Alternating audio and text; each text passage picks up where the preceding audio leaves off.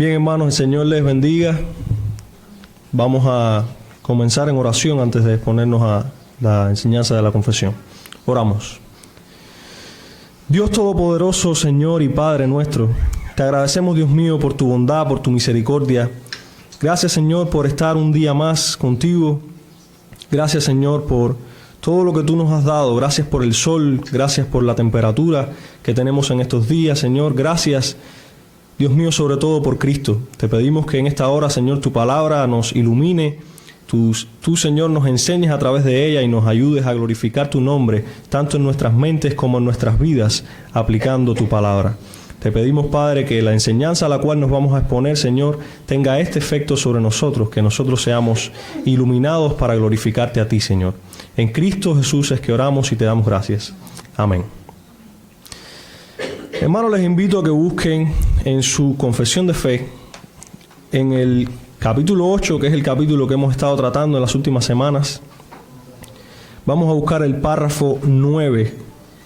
Hoy vamos a tratar con los dos últimos párrafos de este capítulo, el párrafo 9 y el párrafo 10. Estos son párrafos que, por ser los últimos, no son menos importantes, sino que por el contrario nos dan una conclusión, una especie de resumen de lo que todo el capítulo nos ha enseñado.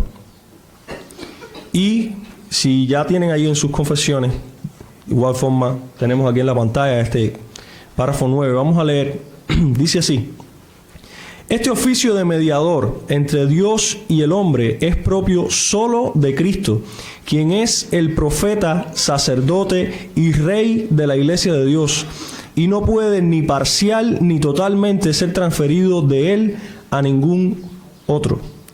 Dice el párrafo 10. Esta cantidad y orden de oficios son necesarios, pues por nuestra ignorancia tenemos necesidad de su oficio profético, y por nuestra separación de Dios y la imperfección del mejor de nuestros servicios, necesitamos un oficio sacerdotal para reconciliarnos con Dios y presentarnos aceptos para con Él. Y por nuestra falta de disposición y total incapacidad para volver a Dios y para rescatarnos a nosotros mismos y protegernos de nuestros adversarios espirituales, necesitamos su oficio real para convencernos, subyugarnos, atraernos, sostenernos, librarnos y preservarnos para su reino celestial. He aquí estos dos últimos párrafos del capítulo 8. Y hermanos, al comenzar a exponernos a estas verdades, nosotros necesitamos tener un conocimiento previo de los términos que aquí son utilizados. En la clase anterior nuestro pastor nos estuvo hablando un poco sobre lo que significa profeta, sacerdote y rey, pero aún así hoy yo quisiera refrescar una vez más estos términos, porque muchas veces por la distancia histórica, por la distancia cultural también que tenemos con las escrituras, muchas veces no entendemos, o por lo menos no entendemos el significado más preciso de estos términos que aquí son utilizados. Por eso es que yo les traje tres definiciones de lo que es profeta, sacerdote y rey, respectivamente. Comenzando por lo que significa sacerdote. Dice esta definición: las responsabilidades sacerdotales en todas las sociedades son básicamente dos: la ejecución de los ritos religiosos y la comunicación con la deidad. El sacerdote cuida del santuario y comunica las decisiones divinas, representa al pueblo delante de Dios y a Dios delante del pueblo. Hermanos, el sacerdote no es más que aquella persona designada para ser un intermediario entre la divinidad y los que adoran a esa divinidad. Eso es lo que significa sacerdote. Es aquella persona que está en el medio, que es capaz de comunicarse tanto con la divinidad como con quienes lo adoran. Ahora, el oficio de profeta este término de profeta es muchas veces mal interpretado, porque en nuestra cultura un profeta es aquella persona que ve el futuro, pero no es así en el término original de la palabra. La utilización original de la palabra no es precisamente esto lo que se trata. Y les voy a leer cómo se describe el término en un diccionario bíblico. Dice: el término hebreo naví, traducido profeta, probablemente se deriva de una raíz que significa anunciar o proclamar. La función primordial del profeta es la proclamación de la palabra de Dios que ha recibido. El propósito es llamar al pueblo al arrepentimiento y a la conversión a Jehová y a su pacto. No hay duda alguna de que la predicación es parte esencial de la función del profeta. Hermanos, de esta manera entendemos que el profeta no es solo aquel que conoce la voluntad de Dios, no es solo aquel que conoce el futuro, sino es aquel que expone la voluntad de Dios, que explica la voluntad de Dios, que es capaz de que sus oyentes entiendan lo que Dios está queriendo transmitirles.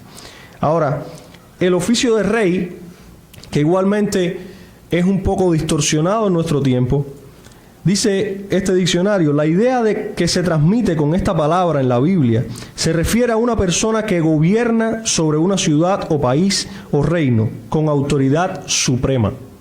Hermanos, en nuestros tiempos nosotros tenemos un presidente, un primer ministro, pero esta persona no tiene autoridad total. Esta persona se debe a un grupo de leyes que están por encima de él. Sin embargo, en los tiempos de las monarquías, este rey sí tenía una autoridad total. Y de esta forma es visto este término en las Escrituras. Nuestro rey tiene autoridad total.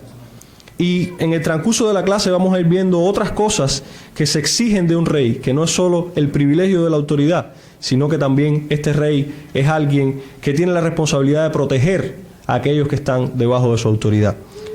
Ahora, los términos que hemos mencionado son, hermanos, adjudicados a Cristo.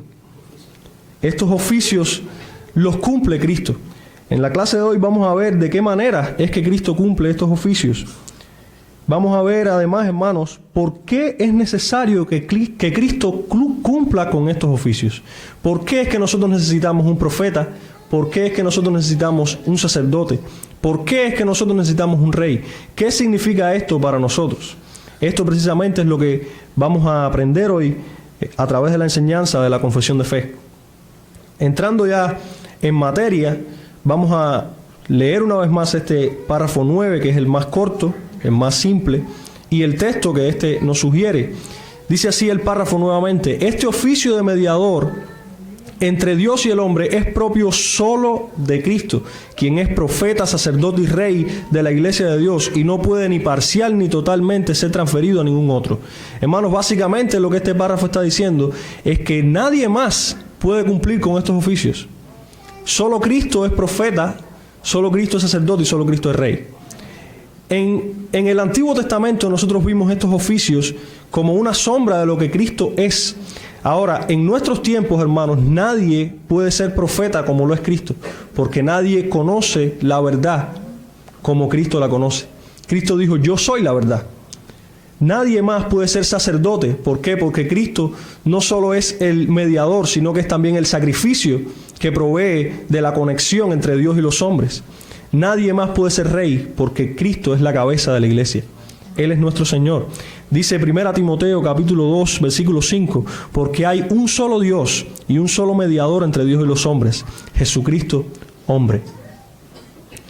Pasando al segundo párrafo que vamos a estudiar esta mañana, el párrafo 10, dice: esta cantidad y orden de oficios son necesarios, pues por nuestra ignorancia tenemos necesidad de su oficio profético, y por nuestra separación de Dios y la imperfección del mejor de nuestros servicios, necesitamos su oficio sacerdotal para reconciliarnos con Dios y presentarnos aceptos para con Él. Y por nuestra falta de disposición y total incapacidad para volver a Dios y para rescatarnos a nosotros mismos y protegernos de nuestros adversarios espirituales, necesitamos su oficio real para convencernos, subyugarnos, atraernos, sostenernos, librarnos y preservarnos para su reino celestial. Hermano, en este párrafo, que es un poco más extenso y más exhaustivo, van a ser descritas ¿qué ventajas tenemos nosotros al tener a Cristo como nuestro mediador? Y vamos a comenzar viendo los textos. Y en primer lugar vamos a ver la necesidad del oficio de profeta. Yo les explicaba lo que significa el profeta. Es aquella persona que transmite la palabra de Dios. Y hermanos, nosotros necesitamos un profeta, dice la confesión, por nuestra ignorancia. Nosotros naturalmente ignoramos la voluntad de Dios. Naturalmente nuestra mente tiende a olvidar la voluntad de Dios. Nuestra mente tiende a ser torpe a la hora de entender la palabra de Dios. Precisamente por eso nosotros necesitamos un profeta. Y ese profeta es Jesucristo. Dice Juan 1:18. A Dios nadie le vio jamás. El unigénito Hijo que está en el seno del Padre, Él le ha dado a conocer. Hermanos, todo lo que nosotros podemos conocer de Dios, el conocimiento más excelente que nosotros podemos tener de Dios, lo tenemos en Cristo. Eso es lo que dice Juan 1:18. En segundo lugar, vamos a ver la necesidad del oficio sacerdotal. ¿Por qué es que nosotros necesitamos un sacerdote? ¿No quedó atrás ese oficio ya en el Antiguo Testamento? En cierta manera sí, pero en cierta manera nosotros tenemos un sacerdote perfecto, que es Jesucristo. Dice la confesión, por nuestra separación de Dios y la imperfección del mejor de nuestros servicios, necesitamos su oficio sacerdotal para reconciliarnos con Dios y presentarnos aceptos para con Él. Dice Colosenses 1:21, y a nosotros también, y a vosotros también, que erais en otro tiempo extranjeros y enemigos en vuestra mente, haciendo malas obras, ahora os ha reconciliado. Hermanos, nosotros por nuestra propia cuenta estábamos perdidos. Estábamos alejados de Dios, estábamos en enemistad con Dios. Sin embargo, en Cristo, como dice Colosenses 1:21, Él nos ha reconciliado. Eso es precisamente lo que hace un sacerdote. Reconciliar, acercar a las personas a Dios. Eso es lo que ha hecho Cristo. Acercarnos a nosotros, que éramos indignos, nos ha acercado a través de su sacrificio, nos ha acercado a Dios, nos ha reconciliado con Dios. Dice Hebreos 10, versículos del 19 al 22. Dice, así que hermanos, teniendo libertad para entrar en el lugar santísimo por la sangre de Jesucristo, por el camino nuevo y vivo que Él nos abrió a través del velo, esto es de su carne, y teniendo un gran sacerdote sobre la casa de Dios, acerquémonos con corazón sincero, en plena certidumbre de fe, purificados los corazones de mala conciencia y lavados los cuerpos con agua pura. Hermanos, yo quiero que usted se ubique en la imagen que está teniendo aquí el autor del libro de los Hebreos. En el Antiguo Testamento, nadie podía entrar al lugar santísimo. Solo el sumo sacerdote, una vez al año, entraba al lugar santísimo. Sin embargo, el autor de Hebreos nos dice aquí, hermanos, teniendo libertad para entrar en el lugar santísimo por la sangre de Jesucristo. Hermanos, vean cuán valioso es nuestro sacerdote. Cuán hermoso es este oficio en Cristo. Nosotros hoy podemos entrar a ese lugar santísimo. Nosotros hoy podemos presentarnos delante de Dios por el camino que Él nos ha mostrado. Por eso es que necesitamos a Cristo como sacerdote. Antes no podíamos acercarnos a Dios. Hoy tenemos entrada por su sangre al lugar santísimo. En tercer lugar, vemos la necesidad del oficio de rey. Y en este aspecto vamos a crecer ahora en conocimiento. Dice la confesión, por nuestra falta de disposición y total incapacidad para volver a Dios y para rescatarnos a nosotros mismos y protegernos de nuestros adversarios espirituales, necesitamos su oficio real para convencernos, subyugarnos, atraernos, sostenernos, librarnos y preservarnos para su reino celestial. Hermanos, vean ustedes lo que significa para los autores de la confesión este oficio de rey. El rey no es solo aquel que tiene autoridad, es aquel que conquista, es aquel que se gana su lugar como rey, pero es también aquel que convence, que nos subyuga, que nos atrae, que nos sostiene, que nos libra, que nos preserva. Hermanos, este rey que nosotros tenemos, este Señor y Salvador, este mediador Jesucristo, es aquel que nos conquistó, es aquel que también nos preserva, es aquel que nos lleva a obedecer. Este es un rey perfecto. Dice Juan 16:8, y cuando Él venga, convencerá al mundo de pecado, de justicia y de juicio. Dice el Salmo 110, tu pueblo se te ofrecerá voluntariamente en el día de tu poder.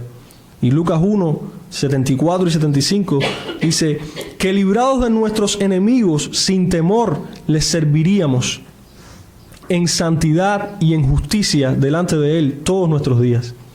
Hermanos, esto es lo que Cristo hace en nuestras vidas. Esto es lo que nuestro Rey logra en nuestras vidas cada día. Que nosotros le obedezcamos, que nosotros le sirvamos. Él se ha ganado ese puesto como nuestro Rey. Él ha ejercido su poder para salvarnos y ejerce su poder también para sostenernos, para guiarnos, para librarnos. En cada uno de estos oficios, Cristo demuestra su supremacía por encima de todo otro ser humano, por encima de cualquier otro que pretenda cualquiera de estos oficios. Nuestro Señor Jesucristo, Él es nuestro profeta, nuestro sacerdote, nuestro Rey. Hermanos, el objetivo de esta clase, el objetivo de esta enseñanza, es que nosotros glorifiquemos a Dios en Cristo, porque solo en Él nosotros tenemos salvación. Solo en Él nosotros tenemos un profeta perfecto que nos muestra, nos revela y nos enseña la palabra de Dios. Solo en Él nosotros tenemos un sacerdote fiel y solo en Él nosotros tenemos un Rey perfecto, que no solo nos conquistó, sino que también nos preserva, nos guarda, nos libra y nos llevará a su gloria un día. De esta manera concluimos la clase y les invito a que busquemos juntos en 2 de Samuel, el segundo libro de Samuel, capítulo 22. Y vamos a ver, hermanos, coincidentemente y providencialmente, un capítulo en el que vemos adoración de Dios, adoración a Dios. Vamos a ver a David glorificando a Dios. Y hermanos, yo le invito a que usted medite en lo que acabamos de aprender sobre Cristo, sobre los oficios de Cristo, y que cuando usted se exponga a este salmo, porque, vamos a leer 2 de Samuel, pero esto es un salmo. Si usted se fija, este es el Salmo 18, cuando estén en sus casas, les invito a que usted lea este capítulo 22 de 2 de Samuel y lo compare con el Salmo 18 y se va a dar cuenta que es muy, muy semejante. Entonces, les decía, mediten lo que acabamos de aprender sobre Cristo, porque hermanos, la adoración a Dios es a través de Cristo. Y esta adoración que vamos a leer de David para con Dios, pensemos nosotros en Cristo y en toda la obra que Cristo hizo para que nosotros podamos adorar a Dios más excelentemente. Dice así, 2 de Samuel, capítulo 22. Habló David a Jehová las palabras de este cántico el día que Jehová le había librado de la mano de todos sus enemigos y de la mano de Saúl. Dijo: Jehová es mi roca y mi fortaleza y mi libertador. Dios mío, fortaleza mía, en Él confiaré. Mi escudo y el fuerte de mi salvación, mi alto refugio, salvador mío. De violencia me libraste. Invocaré a Jehová, quien es digno de ser alabado, y seré salvo de mis enemigos. Me rodearon ondas de muerte, y torrentes de perversidad me atemorizaron. Ligaduras del Seol me rodearon, tendieron sobre mí lazos de muerte. En mi angustia invoqué a Jehová, y clamé a mi Dios. Él oyó mi voz desde su templo, y mi clamor llegó a sus oídos. La tierra fue conmovida y tembló, y se conmovieron los cimientos de los cielos, se estremecieron porque se indignó Él. Humo subió de su nariz y de su boca fuego consumidor. Carbones fueron por Él encendidos, e inclinó los cielos y descendió. Y había tinieblas debajo de sus pies, y cabalgó sobre un querubín y voló. Voló sobre las alas del viento, puso tinieblas por su escondedero alrededor de sí, oscuridad de aguas y densas nubes. Por el resplandor de su presencia se encendieron carbones ardientes, y tronó desde los cielos Jehová, y el Altísimo dio su voz. Envió sus saetas y los dispersó, y lanzó relámpagos y los destruyó. Entonces aparecieron los torrentes de las aguas, y quedaron al descubierto los cimientos del mundo, a la reprensión de Jehová, por el soplo del aliento de su nariz. Envió desde lo alto y me tomó. Me sacó de las muchas aguas, me libró de poderoso enemigo y de los que me aborrecían, aunque eran más fuertes que yo. Me asaltaron en el día de mi quebranto, mas Jehová fue mi apoyo. Y me sacó a lugar espacioso, me libró porque se agradó de mí. Jehová me ha premiado conforme a mi justicia, porque a la limpieza porque conforme a la limpieza de mis manos me ha recompensado, porque yo he guardado los caminos de Jehová y no me aparté impíamente de Dios, pues todos sus decretos estuvieron delante de mí y no me he apartado de sus estatutos. Fui recto para con él y me he guardado de mi maldad, por lo cual me ha recompensado Jehová conforme a mi justicia, conforme a la limpieza de mis manos delante de su vista. Con el misericordioso te mostrarás misericordioso y recto para con el hombre íntegro. Limpio te mostrarás para con el limpio y rígido serás para con el perverso. Porque tú salvas al pueblo afligido, mas tus ojos están sobre los altivos para abatirlos. Tú eres mi lámpara, oh Jehová, mi Dios alumbrará mis tinieblas. Contigo desbarataré ejércitos y con mi Dios asaltaré muros. En cuanto a Dios, perfecto es su camino, y acrisolada la palabra de Jehová. Escudo es a todos los que en él esperan. Porque ¿quién es Dios sino solo Jehová? ¿Y qué roca hay fuera de nuestro Dios? Dios es el que me ciñe de fuerza y quien despeja mi camino. Quien hace mis pies como de ciervas y me hace estar firme sobre mis alturas. Quien adiestra mis manos para la batalla, de manera que se doble el arco de bronce con mis brazos. Me diste asimismo el escudo de tu salvación, y tu benignidad me ha engrandecido. Tú ensanchaste mis pasos debajo de mí, y mis pies no han resbalado. Perseguiré a mis enemigos y los destruiré, y no volveré hasta acabarlos.